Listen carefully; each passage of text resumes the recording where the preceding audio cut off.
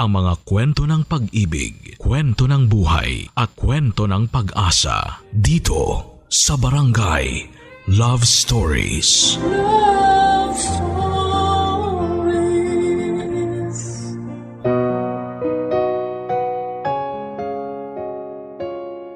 Sa bawat hakbang ng babae patungo sa kanyang mga pangarap, siya ay nagiging mas malaya at mas matatag. Hindi lang sa mundo kundi pati na rin sa kanilang sariling puso. Ito ang mga bagay na pinagdaanan ng letter sender nating si Kyla. Pero anong mga bagay ba ang kinakailangan niyang isakripisyo para makamit ang kalayaang kanyang hinahangad? Ito ang dapat nating abangan dito lamang sa mga kwento ng pag-ibig, buhay at pag-asa sa nangungunang Barangay Love Stories. Dear Papa Dudut, ako po si Kyla, 30 years old at born and raised sa probinsya ng Ilocos Norte. Hindi ko alam kung maririnig ng mga katulad kong taga Ilocos Norte ang kwentong ipinadala ko, pero sigurado akong may ilang makakarelate sa story na ibabahagi ko sa inyo, Papa Dudut. Probinsyana o Promdi ang karaniwang tawag sa isang tulad ko na lumaki at nagkaisip sa probinsya. Ang buhay ko bilang isang probinsyana ay masasabi kong tahimik. Sobrang tahimik sa puntong pwede mo na rin po itong matawag na walang kalatoy-latoy o boring. Sa barangay namin kung saan iilan lang ang residente nito at halos lahat ay magkakakilala, ay napakahirap gumalaw. Lahat kasi ng kilos mo doon ay nakikita ng lahat. Lahat ng gagawin mo ay napapansin nila. Kaunting pagkakamali lang ay ikaw ang pagchichismisan ng buong barangay. Dahil nga boring ang buhay doon ay walang ibang ginawa mga kabarangay ko kundi ang pagchismisan ang mga taong nasa paligid nila. Katulad na lang noong nakabuntis ng ibang babae ang tatay ko. Agad itong kumalat sa lugar namin at ang pinakahuli pang nakaalam ng balitang ito ay kami mismong pamilya ni tatay. Musmus lamang ako noon pero tandang-tanda ko pa rin hanggang ngayon kung paano nasira ang pamilya namin dahil lamang sa maling pag-ibig. Iba yung kahihiyan ang naramdaman namin noon nang pumutok ang balitang may iba ng pamilya ang tatay ko. Sobrang lala ng pag-aaway nila ng nanay ko noon na naging dahilan kung bakit sila nagkahiwalay. Umalis sa lugar namin ang tatay ko at tinakasan nito ang problemang siya mismo ang gumawa. Naiwan tuloy kami noon na araw-araw na nakakasalamuha ang pangalawang pamilya ni Tatay Papa Dudut.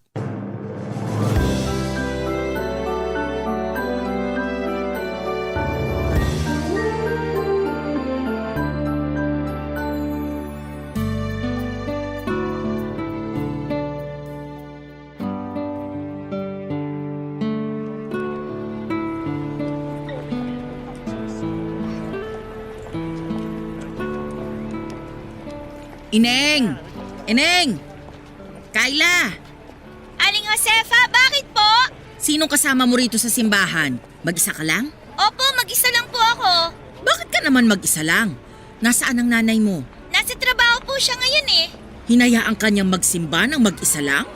Anong oras na? Katatapos lang ng misa. Okay lang po yun. Hindi naman po ako magsisimba eh. Pupunta lang po ako sa kumbento para po maglinis. Hindi po kasi makakapunta ngayon dun si nanay kasi po may iba po siyang trabaho ngayon. Kaya ako na lang po yung inutusan niya. Diyos ko, kaawaan kayo. Hindi ka dapat hinahayaang lumabas mag-isa lang. Ano na bang nangyayari ngayon sa pamilya niyo? Dapat magsimba kayo, lalo na sa ganitong panahon na may kinakaharap kayong problema. Busy po sila lahat eh. Tsaka nagdadasal naman po ako sa bahay bago kumain at tsaka po bago matulog. Iba pa rin yung nagpupunta kayo mismo sa tahanan ng Diyos. Humingi kayo sa Kanya ng kapatawaran para gabayan niya kayo sa araw-araw. Sa susunod na linggo na lang po siguro kapag hindi na po busy si nanay. Mayon ko na po kayo ha. Sandali lang, dito ka na lang muna. Samahan mo ko rito habang inaantay ko yung sundo ko para may makausap naman ako. Sige po, pero saglit lang po Kasi po, baka inaantay na po ako sa kumbento eh. Oo, saglit lang to. Papunta na rin yung anak ko para sunduin ako. Kumusta na pala sa bahay ninyo? Mabuti naman po. Hindi na ba talaga bumalik yung tatay mong walang ya? Hindi na po eh. Sabi po ni nanay, makapal na raw po masyado ang pagmumukha ni tatay kapag daw po bumalik pa po siya sa amin. Kung bakit ba naman kasi naisipan niyang mambabae? Ang babata niyo pa para mawala ng ama. Hindi mo ba namimiss ang tatay mo? Namimiss po. Pinagdadasal ko nga po lagi na sana umuwi na siya sa amin ulit. Okay lang naman po kahit makapal po ang mukha niya. Basta po kumpleto lang po ulit kami. Mukhang mahirap nang mangyari yan. Sirang-sira na yung pamilya niyo eh. Kung bakit ba kasi nagkalat ang mga higad dyan sa tabi-tabi? Higad? Ano po yun? Yung mga babaeng makakate. Ewan ko ba? Ang dami namang lalaki dyan tapos sa may asawa pa talaga kumapit. Talagang sa panahon ngayon, talamak na ang agawan. Kakalungkot. Hindi ko po kayo maintindihan, Aling Josefa. Bata ka pa kasi kaya wala ka pang muwang sa mga nangyayari sa paligid mo. Hayaan mo, pagtanda mo, maiintindihan mo rin ang lahat. Basta pagtanda mo, huwag kang tutulad dun sa babae ng tatay mo ha. Mag-aral ka ng mabuti para hindi ka maging homewrecker. Alam mo ba ang ibig sabihin nun? Hindi po. Yung mga taong naninira ng pamilya, homewrecker ang tawag sa kanila. Palibhasa, yung babae ng tatay mo walang pinag-aralan, kung kani-kanino bumubukangkang. Ay, mga tao talaga ngayon. Maiba tayo. Nakita mo na ba yung kapatid mo? Opo, bago po ako umalis, pinakain ko po ng merienda yung mga kapatid ko. Hindi sila ang tinutukoy ko. Ang tinatanong ko, yung kapatid mo sa labas. Yung anak ng kabit ng tatay mo. Nakita mo na ba siya? Balita ko, nanganak na raw yung babae eh. Yun po ba? Hindi pa po. Hindi ko po alam na nanganak na po pala siya. Lalaki raw yung anak eh. Sabi ng kapitbahay nila, kamukhang kamukha raw ng tatay mo. Hindi po kami interesado sa buhay nila, Aling Josefa. Sabi po kasi ni nanay, masyado na raw po kaming maraming problema sa buhay para po problemahin pa namin sila. Hindi ka ba interesado man lang na makita yung kapatid mong yon? 3 lang po kaming magkakapatid. Hindi ko po kapatid yung sinasabi nyo. Kung sa bagay, naiintindihan ko naman kayo kung ayaw ninyong tanggapin yung pangalawang pamilya ng tatay nyo. Maski ako rin naman, kapag nangyari yun sa akin, masasaktan din ako ng sobra. Mabuti na lang hindi nagloko yung asawa ko dati eh. Yun nga lang, maaga siyang kinuha ng Panginoon. Aling Josefa, matagal pa po ba yung sundo nyo? Baka po hinahanap na po kasi ako sa kumbento eh. Sige, mauna ka na at baka mapagalitan ka pa. Ang tagal din naman kasi ng sundo kong yun. Kung saan-saan pa yata nagpunta eh. Sige po, maiwan ko na po kayo dyan ha. Mag-ingat po kayo pa uwi.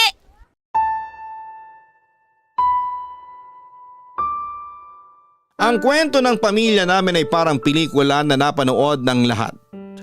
Bawat sikreto, bawat pangyayari, bawat pagtatalo ay alam na alam ng buong barangay. Dahil katulad nga ng sabi-sabi, may tenga ang lupa at may pakpak ang balita. Dahil nasa isang barangay lang kami ng pangalawang pamilya ni tatay ay hindi may iwasan na araw-araw kaming nagkikita. Hindi ko alam kung saan humuhugot ng kakapalan ng mukha ang kabit ni tatay at nanatili siya sa lugar namin kahit na pinagpipiestahan na siya noon ng mga tsismosa. Ang masasabi ko lang ay hindi siya katulad ni tatay na duwag dahil hinarap ng babae ni tatay ang mga pambabatiko sa kanya na mga tao dahil wala rin naman silang ibang malilipatan ng anak niya. Nasa isang lugar man kami ay parang hangin ang naging turingan ng dalawang pamilya. Hindi pinapansin ni nanay ang babaeng nabuntis ni tatay, ganoon din na never kong tinanggap na mayroon akong kapatid sa labas. Ipinangako ko sa sarili ko noon na hindi ko kakausapin o papansinin ang kapatid ko na naging dahilan kung bakit nawasak ang dati naming masayang pamilya. Mali man ako pero bata pa ako noon. At kung kanino galit ang nanay ko ay galit na rin ako sa kanila noon. Alam kong walang kasalanan ang kapatid ko sa labas. Pero dahil siya ang sinisisi ko kung bakit kami nawala ng ama, ay dinala ko ang galit na yon sa puso ko hanggang sa pagtanda ko, Papa Dudut.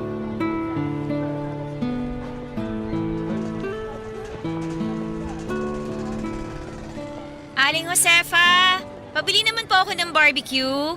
Uy, sakto, buena mano.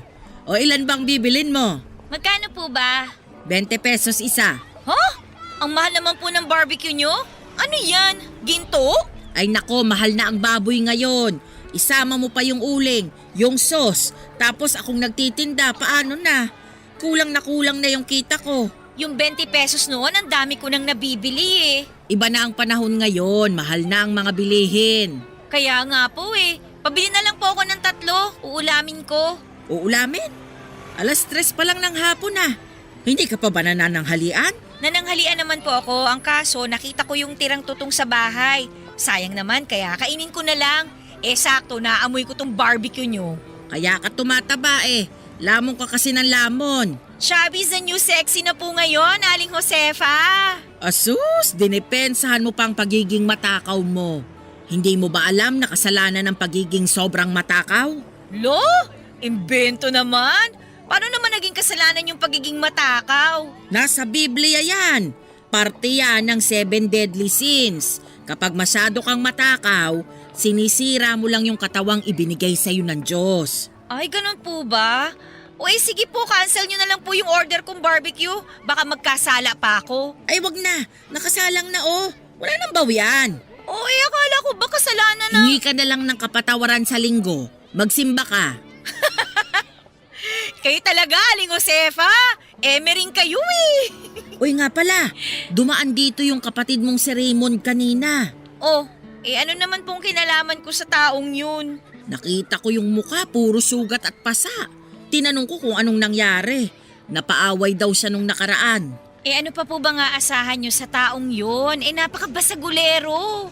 Sa tingin ko, nakipag-away yun dahil sa babae. Lagi ko yung nakikita na may angkas-angkas na babae eh. Tapos yung babaeng yun, taga-Ibayo. Nakita ko rin nung minsan na may kasamang ibang lalaki. Pareho ng nanay ni Raymond na malandi. Sayang yung batang yun. Tumigil sa pag-aaral dahil lang sa barkada. Yung nanay naman niyang walang kwenta, walang pakialam sa anak. Ako rin po, walang pakialam. Hanggang ngayon ba, hindi niyo pa rin sila napapatawad sa nangyari noon? Wala nang kapatawaran yung ginawa nila, Aling Josefa. Habang buhay na nilang dadalhin yung reputasyon nilang yun. Kaya rin siguro nasira yung direksyon ng batang yon dahil na rin sa nangyari. Palagi nang nakakabit sa pangalan niya yung pagiging anak niya sa labas. Hindi na namin kasalanan yun. Kasalanan yun ng mga taong gumawa nun sa kanya. Hindi sila nag-iisip eh. Mas nanaig sa kanilang kakatihan ng katawan nila. Alam ko na ibig sabihin ng kakatihan ngayon. Sa inyo ko po yun natutunan. Aba, kailan kita tinuruan ng ganyang salita? Binanggit niyo yan sa akin nung bata pa po ako. Wala akong ganyang binabanggit ha. Ay nako, hindi niyo na siguro maalala pero ako po, nakatatak na yun sa isipan ko simula nung bata ako. Simula noon hanggang ngayon, kalat na kalat pa rin ang mga makakatid dyan sa tabi. Mas dumami pa nga sila ngayon eh. Wala na kasing takot sa Diyos sa mga tao ngayon. Kaya sunod-sunod na mga dilubyong nararanasan natin eh.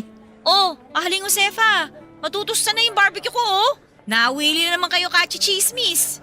Heto na. Ano bang sausawan mo? Suka po, yung maraming sibuyas ha. Tapos dagdagan nyo na rin po ng konting sauce na matamis. Heto, ikaw nang maglagay ng suka at sauce. Sige po, salamat. Eto pong bayad 60 pesos. Salamat!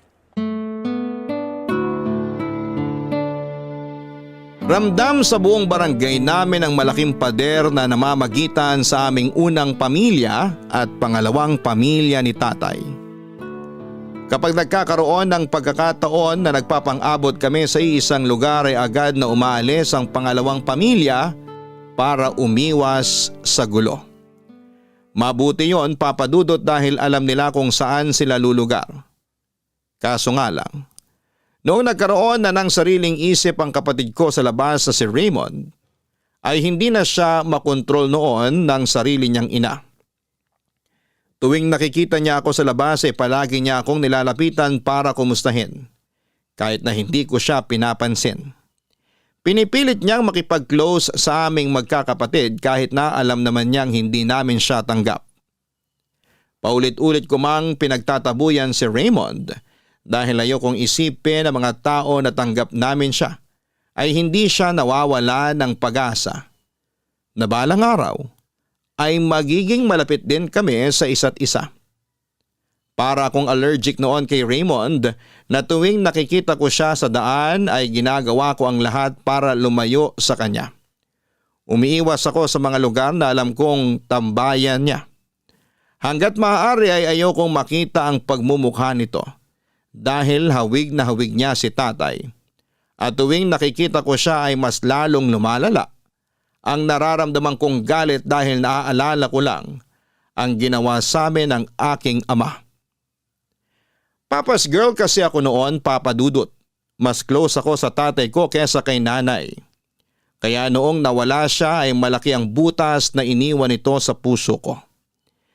Ilang beses ko siyang hinanap sa Facebook at halos lahat ng pangalan niya na makita ko doon ay minemessage ko pero ni isang reply ay wala akong natanggap mula sa kanya. Dumating na lang yung araw na ako na mismo ang sumuko na mag-reach out sa kanya. Ang ginawang hindi pagpansin sa akin ni tatay ay ginawa ko rin kay Raymond dahil gusto kong iparamdam sa kanila kung papaano maiwan at talikuran ng isang taong mahalaga sa buhay ko. Papadudot ang mahirap sa pagtira sa isang maliit na komunidad ay kahit na anong gawin mong pag-iwas sa taong ayaw mong makita ay palagi mo pa rin itong makikita sa ayaw mo man o sa hindi. Parang kabuti noon si Raymond na laging sumusulpot sa mga lugar na hindi ko inaasahang makikita ko siya. Ang malala ay palagi niyang pinagsisigawan na magkapatid kami kahit na ayokong mailapit ang pangalan ko sa kanya. Lagi niya akong ibinibida sa mga kaibigan at kakilala niya bilang ate niya at tuwing ginagawa niya yon ay parang nakakaramdam ako ng hiya. Para kasing pinapangalandakan niya sa lahat. Na nagloko ang tatay ko kaya ako nagkaroon ng kapatid sa labas. Kahit totoo naman yon, ay hirap na hirap pa rin akong tanggapin ito noon. Kung hindi man si Raymond ang nagpapaalala sa amin ng pagtataksil na ginawa ng tatay ko ay ibang tao naman ang gumagawa nito. Walang iba kundi ang tinaguriang reyna ng mga chismosa sa lugar namin na si Aling Josefa. Actually, mabait naman na tao si Aling Josefa, Papa Dudut. Palasimba siya, palagi siyang concern sa mga kapitbahay niya. At marami na siyang kabutihang nagawa. Pero sa lahat ng mabubuting asal na meron siya, ang isang pinakaayaw kong ugali nito ay ang pagiging chismosa niya. Minsan masyado siyang atribida at pakialamera sa puntong nakakasakit na pala siya ng damdamin ng hindi niya nalalaman. Tuwing nagkakausap kami ay palagi niyang kinukumusta sa akin si Raymond na as if close kaming dalawa. Hindi ko alam kung sinasadya ba niya yon o talagang concern lamang siya kay Raymond. Pero anuman ang tunay na hangarin nito ay hindi ko gusto na lagi niya akong tinatanong at ina-update tungkol sa mga kaganapan sa buhay ng pangalawang pamilya ng tatay ko. Oy, Kayla! Oh, Aling Josefa! Lagi na lang tayo nagkikita kung saan-saan ah. Namalengke ka? Opo, naghahanap ako ng mangga. Yun ang cravings ko ngayon eh. Bakit? Naglilihi ka ba? Buntis ka ba? Oo naman. Gusto ko lang ng mangga, buntis agad. Hindi po ako buntis.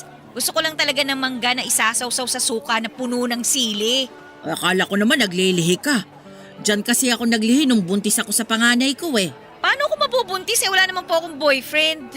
Mas mainam yan. Huwag ka munang magkapamilya kasi sa hirap ng buhay ngayon. Mas maganda yung may pera ka bago mag-asawa para hindi kayo maghirap. Alam ko naman po yun. Uy, nabalitaan mo na ba yung bagong chismis tungkol dun sa nanay ni Raymond? O ano na naman po yan? Kaya aga-aga, chismis na naman agahan ninyo. Nag-away yung mag-ina. Hindi mo ba narinig? Bakit po sila nag-away? Hindi ko alam yung dahilan pero ang sabi-sabi, nag-uuwi daw ng lalaki yung nanay ni Raymond. O syempre, yung bata, pangit na nga yung reputasyon dito sa lugar natin. Mas papangit na naman dahil sa panlalalaki ng nanay niya. Ay, tingnan mo nga naman, oo. Once sa malandi, always sa malandi. Pero matagal ko nang napapansin yun Tuwing bumabangon ako ng 4:00 ng umaga, nasisipat ko yung nanay ni Raymond na nakatambay sa may kanto. Laging may kausap na lalaking nakamotor. Grabe! Kayo na talaga, Aling Josefa! Walking CCTV ang atake nyo Abot hanggang kanto! Yung siguro yung lalaking inuuwi nun kaya nagalit yung anak niya. Wala naman tayong magagawa dun. Kung yun ang gusto niyang buhay, di gawin niya. Buhay niya yun Tsaka wala na tayong kinalaman dun. Kaya na nahiya. Tapos eto pa Ay, ayan na si Raymond. Magandang umaga po, Aling Josefa. Magandang araw din. Ate, Sino tinatawag mong ate? Hindi mo ako ate Aling Josefa, may na kita. May nag-aantay pa sa akin tricycle Baka mahal na babayaran ko doon kapag nagtagal pa ako dito. O sige, mag-iingat ka Kayo rin po. Raymond, hindi ka pa rin pinapansin ng kapatid mo hanggang ngayon? kailan naman ako pinansin nun? Sanay na po ako. Pero naiintindihan mo naman siya kung bakit hindi ka niya pinapansin.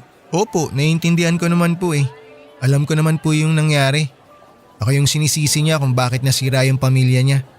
Hanggang ngayon, kahit 18 taon na yung lumipas, galit pa rin siya sa akin na para bang ako yung nakagawa ng kasalanan.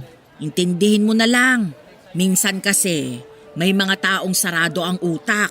Masyado silang nagpapalamon sa galit na nararamdaman nila. Kaya hirap na hirap silang magpatawad. Karapatan din naman po nilang magalit Nawalan sila ng tatay dahil sa nanay ko. Oo, pero sana, sa nanay mo na lang sila magalit at hindi sa'yo. Ay, ang hirap kasi ng sitwasyon nyo Dalangin ko na lang na balang araw, magkapatawaran na kayo. Kahit papano naman magkapareho pa rin kayo ng dugo na nananalaytay sa katawan ninyo.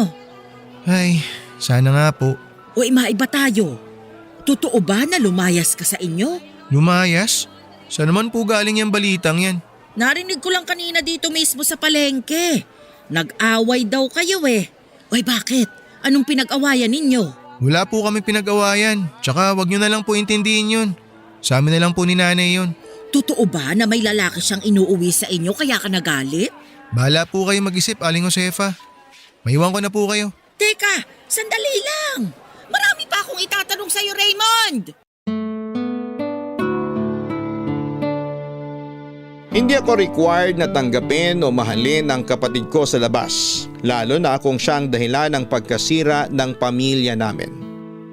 Kahit konsensyahin pa ako ni Aling Josefa ay hindi ko magagawang ituring na kapatid si Raymond dahil puno pa rin ng puot at pagkasuklam ang puso ko noon sa kanya.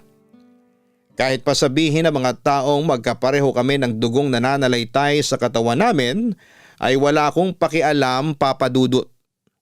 Ang nakakainis, kami ang biktima kaya dapat ay kami ang kampihan ng mga tao. Pero sa pagdaan ng panahon, mas nakakuha pa ng simpatya ang pangalawang pamilya ni tatay dahil sa ginagawa naming pag-iitsapwera sa kanila. Lumalabas na parang kami pang masama. Kesyo kahit ano raw ang gawin kong pagdideny ay kapatid ko pa rin si Raymond kaya dapat ay tanggapin ko na lamang daw ang katotohanan. Hindi raw maganda sa tao ang nagtatanim ng sama ng loob at galit. At dapat daw pagpapatawad ang inuuna ng puso ko. Hindi ko alam kung papaanong kami ang naging masama gayong kami naman ang inosente. Mas lalo tuloy nadagdagan ang galit ko na nararamdaman kay Raymond at sa nanay nito dahil mas sila pa ang kinakampihan ng mga tao noon. Ang mahirap sa pagtira sa probinsya ay limitado lamang ang pangunawa ng mga tao doon. Kailangan mong sumunod sa nakagisnang kultura ng komunidad dahil kung hindi ay ikaw ang mapapasama. Kaya naman nung nagkaroon ako ng oportunidad na layasan ang lugar na nakagisnan ko ay pinatos ko kaagad ito. Isang trabaho sa Maynila ang inalok sa akin ng kaibigan kong matagal nang nagtatrabaho doon. Pumayag akong kunin ang trabahong alok nito para lamang matakasan ko ang buhay ko sa probinsya, Papa Dudut.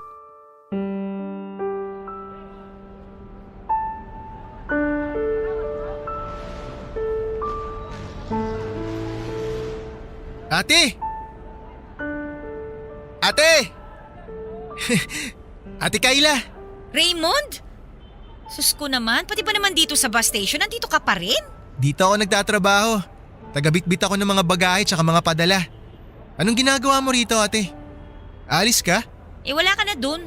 Hindi ka pa ba nagsasawang iwasan ako? Sabi ko naman sa'yo, kahit sungitan mo pa ako at ipagtabo yan, hindi magbabago ang tingin ko sa'yo. Ikaw pa rin ang ate ko. Ate pa rin ang magiging turing ko sa'yo. Kahit paanong sabihin mo, hindi kita tatanggapin bilang kapatid ko. Sana, balang araw, maintindihan mo yun. Alam ko na mahirap tanggapin yung totoo pero kahit ano pang klaseng pagkakaila ang gawin mo, hindi mo may tatanggi na magkapatid tayo. Ano ba mapapala mo kahit tanggapin kita bilang kapatid? May magbabago ba? Anak ka pa rin naman sa labas kahit pa pagbali-baliktarin mo ang katotohanan eh. Siguro para sa'yo wala. Pero para sa akin, malaking bagay yun, ate. Kasi buong buhay ko walang gustong tumanggap sa akin bilang tao eh. Maski sarili kong ang nanay, ako yung sinisisi kung bakit nasira yung buhay niya. Di pa nga ako pinapanganak, patong-patong na yung kasalanan ko sa mundong to. Pakiramdam ko parang kasalanan ko na nabuhay ako, na ipinanganak ako. Gusto ko lang maramdaman na may kinabibilangan din ako. Bakit akong kailangan magdesisyon yan? Hindi ko hawak ang kasiyahan mo, no? Bibigyan mo pa ako ng responsibilidad. Bakit kailangan sa akin pa manggaling yung hinahanap mong pagtanggap? Bakit hindi mo yan simulan sa nanay mo? Pasensya ka na kung dinamay pa kita sa problema ko. Hindi naman kita pinipilit eh. Kung ayaw mo, wala akong magagawa. Tatanggapin ko yun ng buo. Pero sana, wag mo naman tanggihan yung kabutihan at pagmamahal na ibinibigay ko sa'yo. Hindi ko kailangan ng kabutihan at pagmamahal mo. Marami nagbibigay niyan sa akin. Alam mo, wag mong gawing kaawa-awa yung sarili mo ha. Huwag mo ipagpilitan ang sarili mo sa mga taong hindi ka gusto kasi pinapahiya mo lang yung sarili mo. Kalimutan mo na lang yung mga sinabi ko, ate. Di bale, hindi na tayo magkikita ulit. Sa wakas, mababawasan na rin ako ng pinoproblema. Bakit? Aalis ka na ba talaga? Pupunta ako ng Maynila. Ano oras balis ang sunod na bus? 10:00 yung susunod na biyahe papuntang Maynila. Hindi mo na naabutan yung para kanina, kaalis lang eh. Teka, anong gagawin mo sa Maynila? Doon ako titira. Lalayasan ko na tong lugar na to na puno ng mga tsismosa na walang ibang ginawa kundi manira ng ibang tao. Iiwan mo pamilya mo dito? Paano na nanay mo tsaka mga kapatid mo? Bakit mas concern ka pa sa kanila kaysa sa akin? Aalis ako dito para sa kanila, para makapagtrabaho ng maayos at para makatulong sa mga gastusin dito. Hindi ka ba natatakot sa Maynila? Di ba lagi nababalita dun na maraming patayan? Maraming kriminal dun. Nagpapaniwala ka naman sa mga napapanood mo. Siyempre, ibabalita nila sa TV yung mga masasamang tao. Kailan pa sila nagbalita ng mga mabubuting nagawa ng mga tao? Malawak ang Maynila at hindi lahat ng lugar dun delikado. Ayaw mo na ba dito? Mas tahimik dito. Mas simple ang buhay. Tahimik? Kailanman hindi naging tahimik ang buhay ko dito, no? Simula pagkabata ko, laging laman na ng chismis ang buhay ng pamilya ko dahil sa ginawa ng tatay ko at ng nanay mo. Hanggang kailan ka dun? Bakit ba ang dami mong tanong? Close ba tayo? Hindi mo kailangan malaman ang mga plano ko sa buhay ko, no? Pasensya ka na. Nagtatanong lang naman. Hayaan mo, ate. Ako nang bahalang magbantay sa maiiwan mong pamilya dito. Kaya na nila mga sarili nila, hindi ka nila kailangan. Tsaka please lang. Tigilan mo na kami, Raymond. Hayaan mo na lang kaming mamuhay ng tahimik. Hindi mo naman kami kailangan eh. At ganun din kami, hindi ka namin kailangan. Nagmamalasakit lang naman ako. Kung gusto mong makatulong, buhatin mo na tong bagahe ko para maisakay na dun sa bus na papuntang Maynila. San ba yon? Ay, oo nga pala. Sumunod ka sa akin, te. Dito yung bus papuntang Maynila. O mauna ka na, bibili lang ako ng ticket. Sige, yung pinakadulong bus, ate. Yun yung aalis. Doon mo na lang ako puntahan.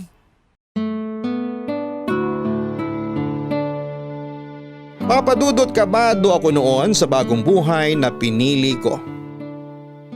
Nakailang beses na rin naman akong bumisita sa Maynila kaya hindi na bago ang lugar na ito para sa akin. Pero karaniwan ay puro pagbisita lamang ang ginagawa ko na tumatagal ng 2 hanggang 3 araw. Excited man ay hindi ko maiwasang makaramdam ng kaunting takot dahil alam kong ibang-iba ang buhay sa probinsya kumpara sa Maynila. Sa EDSA pa lang ay sinalubong na agad ako ng naglalakihang gusali at billboard ng mga artista. Ang kabang nararamdaman ko noong una ay napalitan ng tuwa. Nagkaroon ako ng pag-asa sa puso ko dahil matagal ko nang inaasam ang ganong klase ng kalayaan. Malayo sa mga mapanghusgang mga tao. Malayo sa mga makalumang gawain.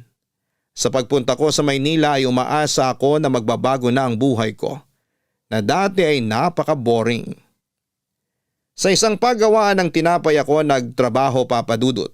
Minimum wage lang ang natatanggap ko kada buwan pero kung ikukumpara ito sa dati kong trabaho sa probinsya ay di hamak na mas mataas ito kumpara sa natatanggap kong sweldo noon. Ang mahirap nga lang ay medyo mahal din ang pamumuhay sa Maynila. Nakakapagod ang transportasyon. Na ilang beses kang sasakay sa iba't ibang klase ng sasakyan para makauwi. Hindi tulad sa probinsya na isang sakay mo lang ay makakarating ka na sa destinasyon mo. Ganon pa man ay bukas palad kong tinanggap ang bagong buhay ko kapalit ng kalayaan na matagal ko nang inaasam. Papa Dudut, hindi may kakaila na marami talagang oportunidad sa Maynila kumpara sa probinsya. Pero hindi rin may tatanggi na mas mahal ang mga gastusin sa Maynila.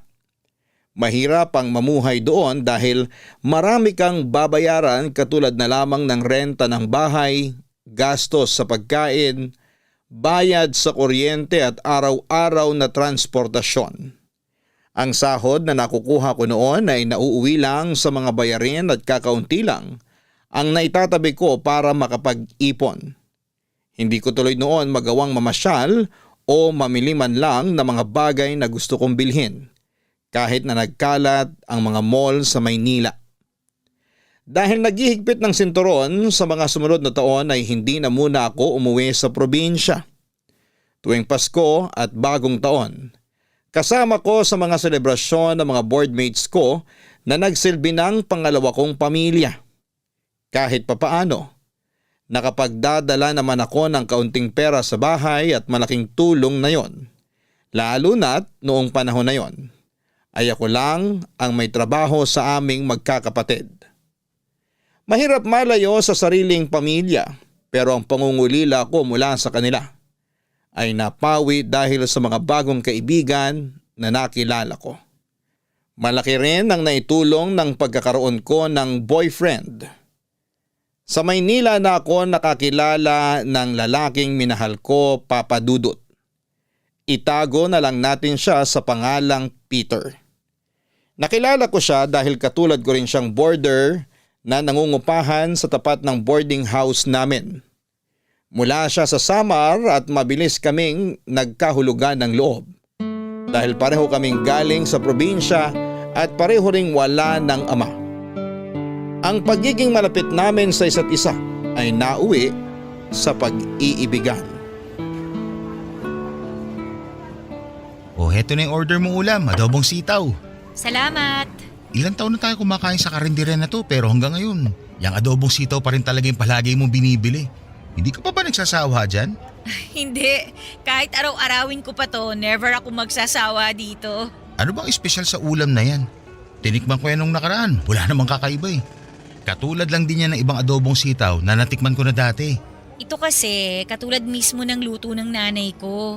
Parehong-pareho sila ng timpla tsaka pagkakaluto. Hindi overcook yung sitaw kaya talagang malutong siya kainin. Hindi rin masyadong maalat yung sarsa. Sakto lang yung tamis tsaka asim. As in kung wala ako dito sa Maynila, aakalain ko talagang si nanay ang nagluto nito. Hindi ko alam na yan pala yung paborito mo. Hindi naman sa ito yung paborito ko. Ayoko nga ng gulay nun eh. Pero kapag kasi kumakain ako nito, feeling ko nasa probinsya na rin ako eh. Natitikman ko yung mga lutong bahay na kinakain ko noon. Pagbigyan mo na kasing nanay mo. Umuwi ka rin sa inyo kahit isang beses sa isang taon lang. Tapos isama mo na rin ako para may pakilala mo ako sa pamilya mo. Wag na, sayang yung pera. Alam mo ba kung magkano gastos pa uwi at pabalik doon? Magkano ba? Mahigit 2,000. Tapos anong gagawin ko doon? Magbabakasyon, gastos ulit. Mas maganda na yung pera na lang ipadala ko sa kanila para tipid. Tsaka may video call naman eh. Nakakapagkita naman tsaka nakakapag-usap pa rin naman kami kahit magkalayo. Kahit na. Iba pa rin yung nakakasama at nahawakan mo sila ng personal. Hindi na kailangan yun. Ayaw mo lang ako ipakilala sa kanila eh. Hindi talaga.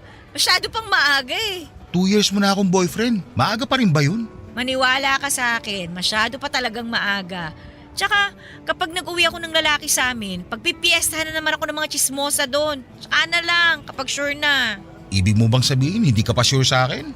Alam mo, mahirap maging sure sa mga bagay-bagay. Aminin man natin o sa hindi, marami pa tayong kailangang pagdaanan tsaka maranasan para masabi nating okay na to, na pwede na tayong bumuo ng sarili nating pamilya. Ikaw ba? Ready ka na ba? Pamilya agad? Hindi pa, oy. O yun nga, di ba? Kapag ipinakilala kita sa pamilya ko, dapat ready ka na sa mga ganung bagay. Sayang naman yung effort kapag hindi rin naman pala tayo magtatagal, no? Iniisip mo ba na hindi tayo magtatagal? Dumaan na yung isipin na yun sa utak ko.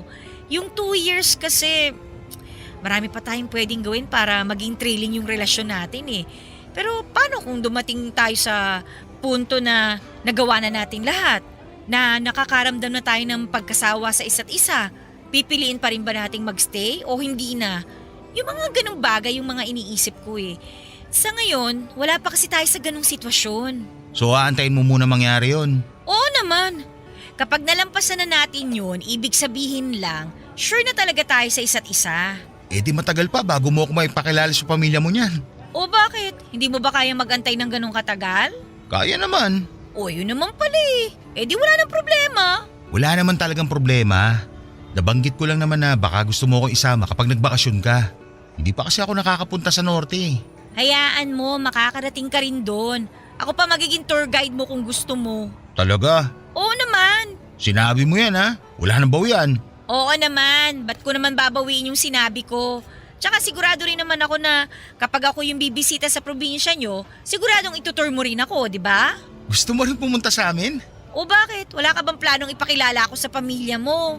Meron naman pero matagal na rin ako hindi nakakauwi sa amin eh. Tingnan mo, pareho lang din naman pala tayo eh. Saka na nga lang natin pag-usapan ulit yan kapag may plano na talaga tayong umuwi. Kain na muna tayo.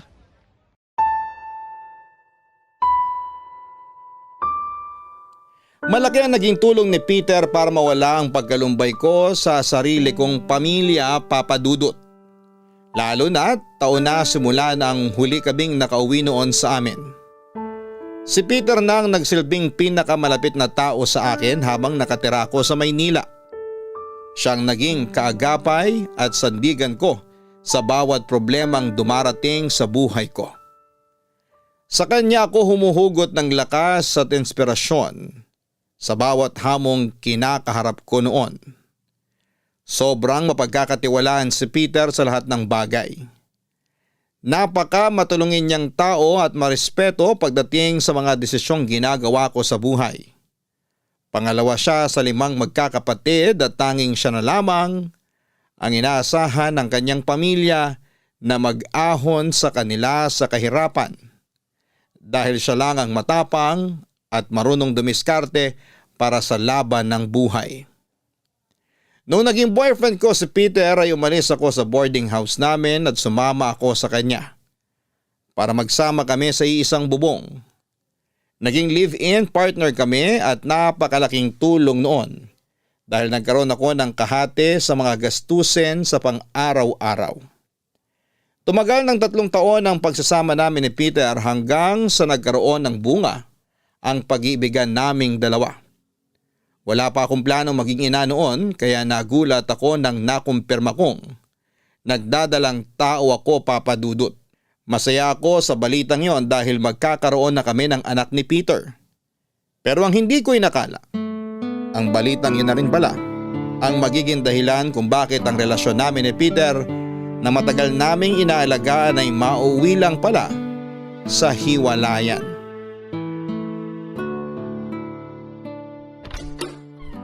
Oh, Kayla, gising ka pa? Gabi na. Inaantay talaga kitang makauwi. Sabi ko naman sa'yo, mauna ka na magpahinga kasi gagabihin ako ngayon. Kumain ka na ba? Oo, kumain na ako kanina habang nag-aantay na masasakyan pa uwi. Ikaw? Tapos na ako.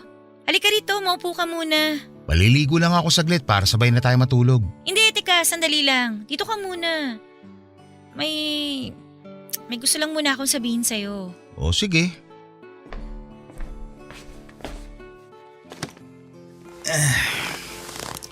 Ano ba yung sasabihin mo? May dumating na balita sa akin kanina. Balita? Galing saan? Sa probinsya nyo? Hindi. Galing ako sa klinik kanina. Nagpa-check up ako. May gusto lang sana akong ikumpirme. Klinik? Masama ba ang pakiramdam mo? May dinaramdam ka bang sakit? Peter, buntis ako. 4 weeks. Ha? Buntis? Buntis ka? Oo. Magiging tatay ka na. Hindi pwede to. Ha?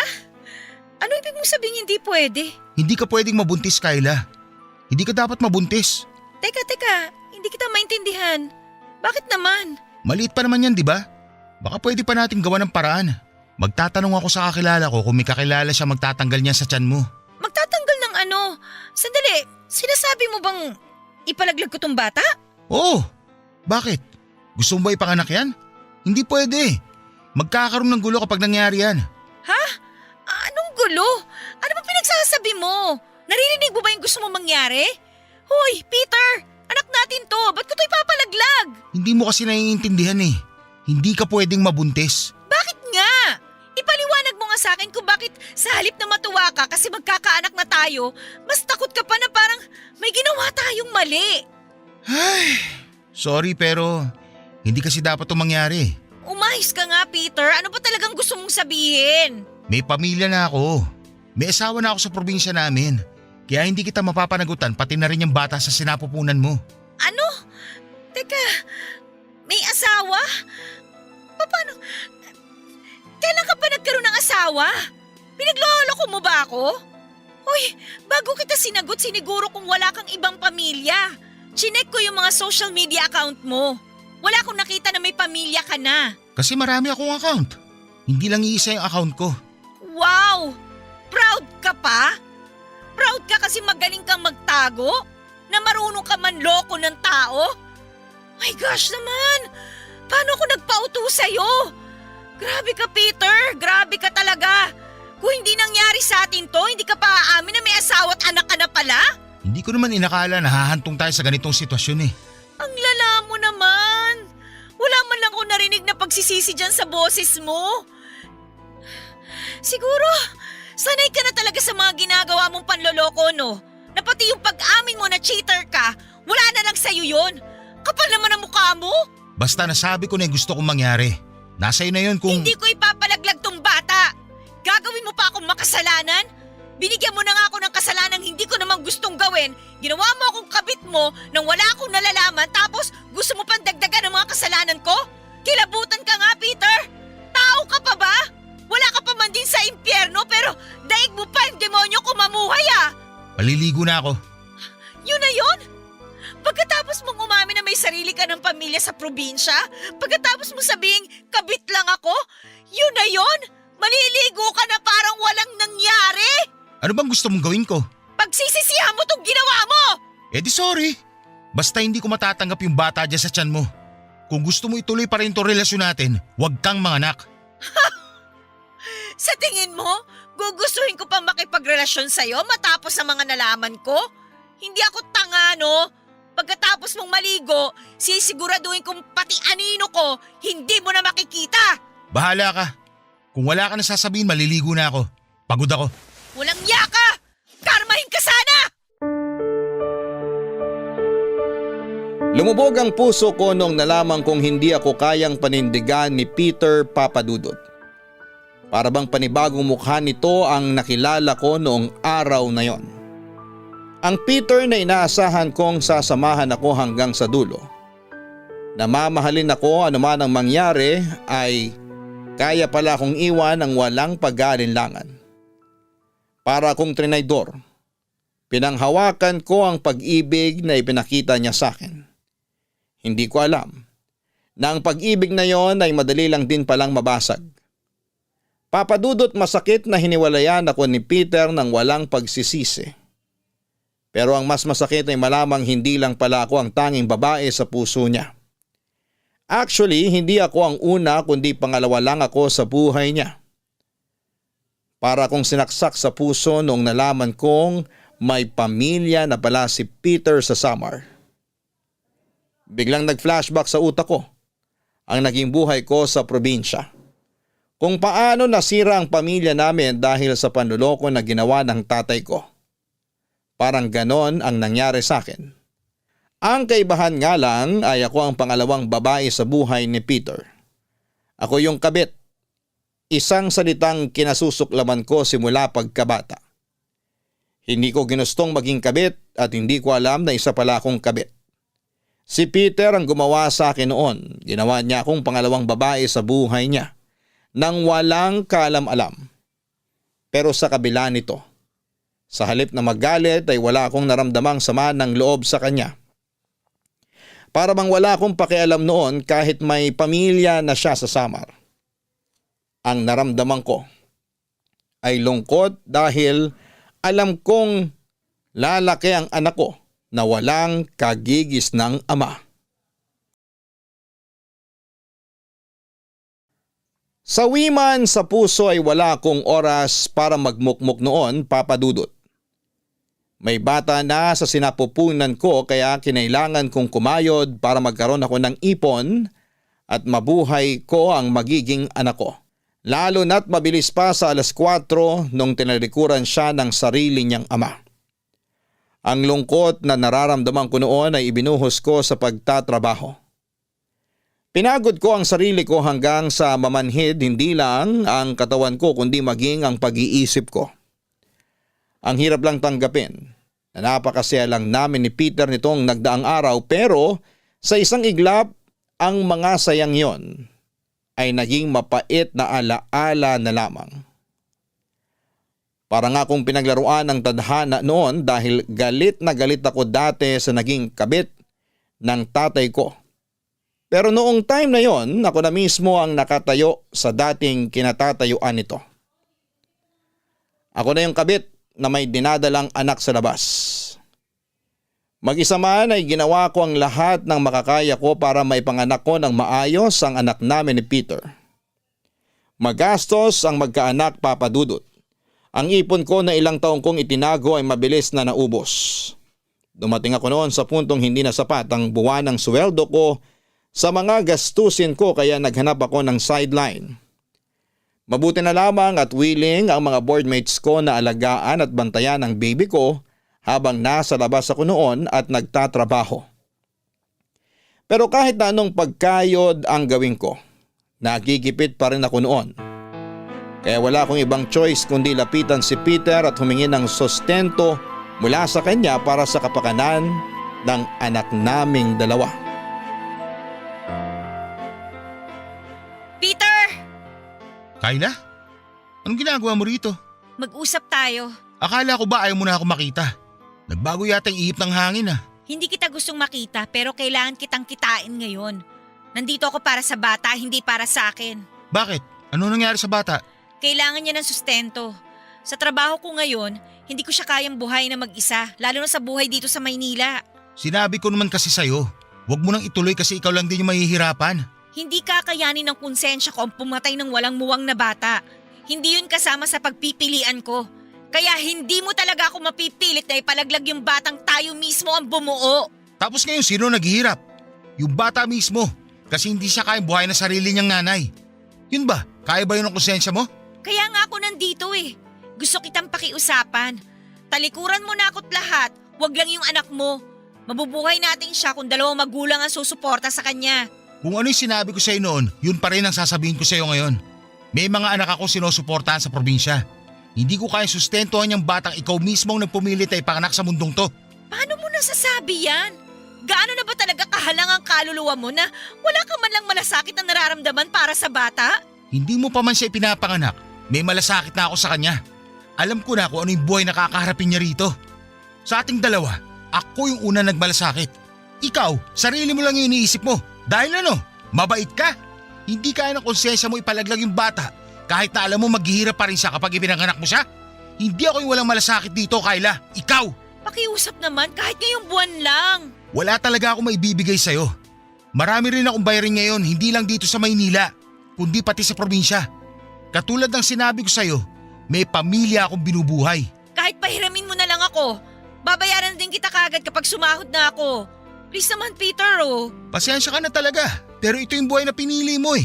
Kaya hindi ko na to problema pa. Walang yaka talaga? Hindi magiging ganito ang buhay ko kung hindi dahil sa'yo eh. Kung hindi mo ako niloko, kung hindi mo ako binuntis. Oo, kasalanan ko na yung nangyari. Pero tandaan mo, naghanap ako ng solusyon sa problema natin. Binigyan kita ng pagkakataong pumili ng landas na tatahakin mo. Ito yung pinili mo, kaya ito yung dapat mo na panindigan. Sige, ganito ang gusto mong laro? Sige, papalagan kita.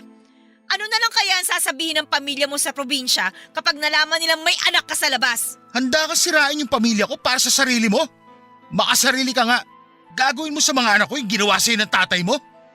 Gusto mong pagdaanan ng mga anak ko yung pinagdaanan mo? Sige, gawin mo. Pero itong tandaan mo, hindi ko iiwan ng pamilya ko katulad ng ginawang pag-iwan sa inyo ng tatay nyo. Walang yaka talaga! Sa ginawa mong to, mas lalo mo lang hindi makukuha yung hinihiling mo sa akin. Kahit anong klaseng pananakit pa ang gawin mo, hindi kita tutulungan sa gusto mong mangyari.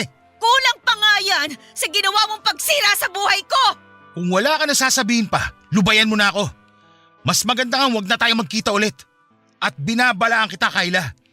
Kapag sinira mo ang pamilya ko, sisiguraduhin kong pagsisisir mo yung gagawin mo. Umalis ka na! Papa Dudut, hindi ko alam kung saan humuhugot ng kakapalan ng mukha ang mga lalaking nag-iipon na mga babaeng lolokohin nila na agad ding tatakbuhan kapag nadisgrasya nila ito. Lahat ng mga ganong klaseng lalaki ay isinusumpa ko hanggang sa ngayon. Wala silang ibang ambag sa mundong ito kundi perwisyo sa mga kababaihan at pamilyang kanilang sinisira. Dahil ayaw na talaga kaming tanggapin ni Peter noon, ay hindi na ako naghabol pa. Ang tanging naisip ko na lamang noon na solusyon ay ang bumalik sa probinsya. Nang mga panahong yon ay walang kaalam-alam ang sarili kong pamilya na may anak na ako. Nahihiya kasi akong ipaalam sa kanila na nagkaroon ako ng anak nang hindi ako kasal at wala itong ama. Isang malaking kahihiyan yon lalo na sa lugar namin kung saan ay napakahalaga ang pagkakaroon ng isang kumpletong pamilya na dumaan sa nakasanayang proseso. Pero dahil sa wala akong ibang choice noon, ay napilitan akong bumalik sa probinsya namin, Papa Dudut. Gulat na gulat ang pamilya ko noon nang umuwi ako sa bahay na may bitbit ng bata. Pero hindi lang si nanay at mga kapatid ko ang nagulat dahil pati ang mga tsismosa sa lugar namin ay nagulantang din. Wala pang isang araw ay kumalat na agad sa barangay namin ang balitang nabuntis daw ako at hindi ako pinanagutan ng lalaking nakabuntis sa akin. Kung ako ang dating Kyla noon, labis na kahihiyan ang mararamdaman ko sa sitwasyon ko. Pero kung may isang bagay man akong natutunan sa pagtira ko sa Maynila, ito ay ang pagkakaroon ko ng tapang para ipaglaban ang sarili ko, lalo na sa mga mapanghusgang tulad ni Aling Josefa.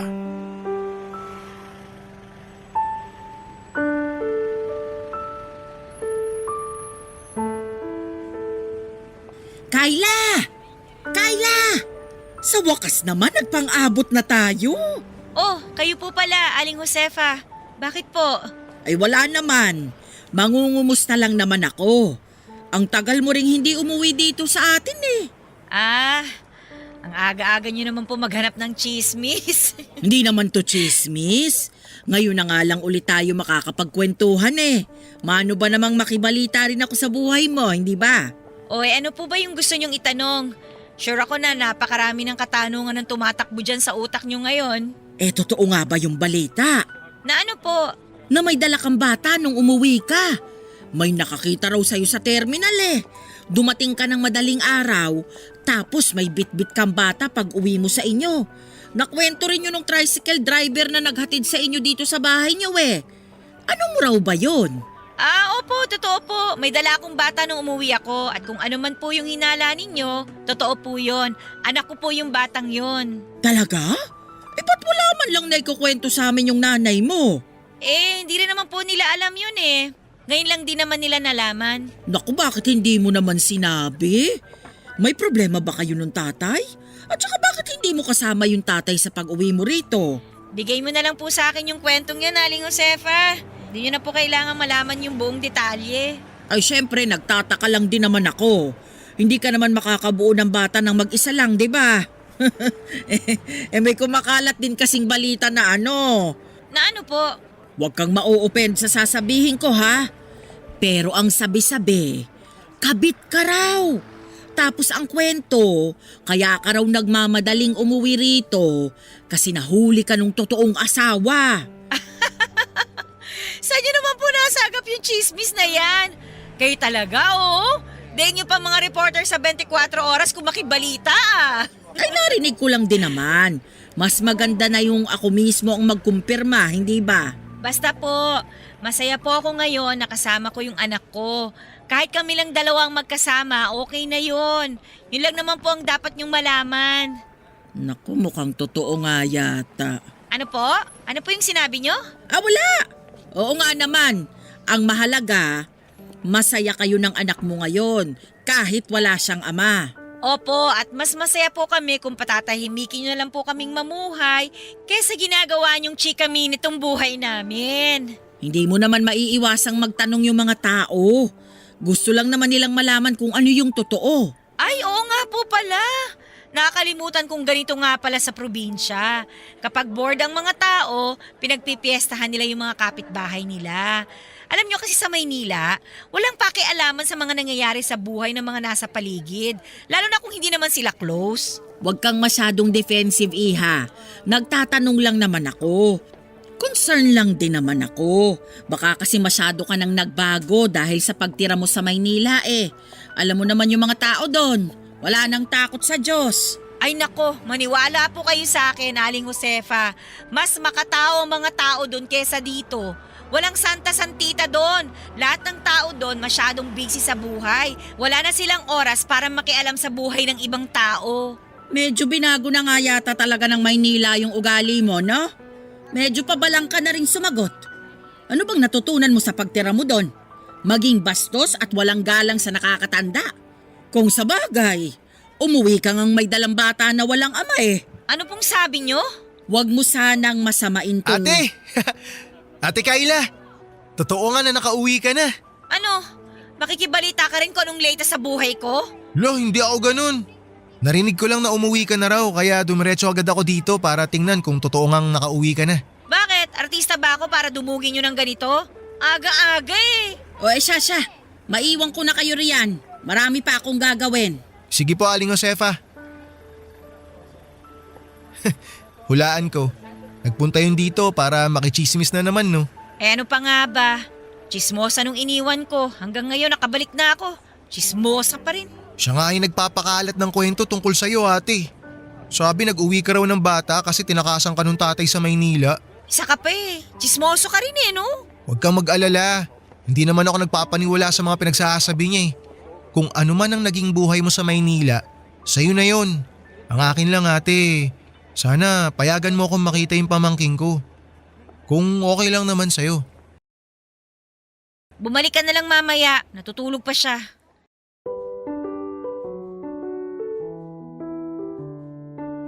Sa lahat ng tao ay hindi ko inaasahan na si Raymond ang magiging kakampi ko sa probinsya. Katapat ang mga taong judgmental.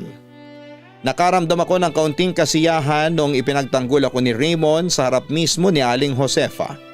Noong nagkaroon ulit kami ng sagutan sa harap mismo ng publiko. Ang taong pilit kong itinataboy noon ay nanatili ang paggalang at pagtrato niya sa akin bilang kapatid. Dahil sa mga pinagdaanan ko sa Maynila ay nagbago na totally ang pagtingin ko sa buhay, lalo na ngayon na ang anak ko ay bunga rin ng isang makasalanang pag-ibig. Naisip ko na katulad ng anak ko ay walang kasalanan si Raymond sa mga nangyari noon. Hindi niya ginusto na naging bunga siya ng pagtataksil. Hindi niya ginusto na masira ang pamilya namin.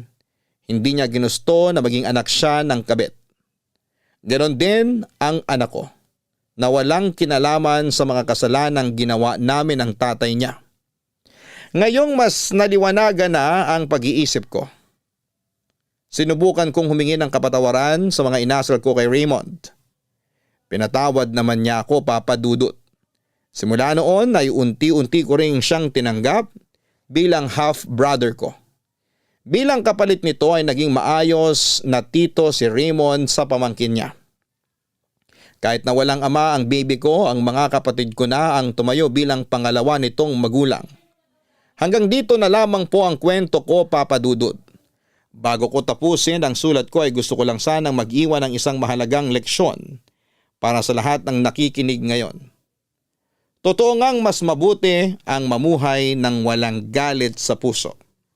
Ito ang tunay na kalayaan na kailangan nating asamin. Yun lang po at maraming salamat po. Ang inyong forever kapuso at kabarangay, Kayla. Maraming salamat sa pagbabahagi ng iyong kwento, Kayla. Mga kabarangay, ang kalayaan ang nagbibigay sa atin ng pagkakataon na magsimulang muli. Para natin tuluyang makamit ang kalayaan na ito, ay kailangan nating alisin ang galit at puot sa ating puso. Dahil ang pagpapatawad ang nag-aalis ng mga masasamang alaala ng nakaraan. Sa pamamagitan nito ay nakakamta natin ang tunay na kapayapaan sa ating buhay. Hanggang sa muli, ako po ang inyong si Papa Dudut sa mga kwento ng pag-ibig, buhay at pag-asa sa Barangay Love Stories number 1. Barangay Love Stories. Barangay Love Stories. Napakasakit na nangyari kay letter sender. Pero buti sa uli, naging maayos pa rin ang buhay niya. Anong say mo sa Barangay Love Stories na ito? Pagkwentuhan natin sa comment section yan.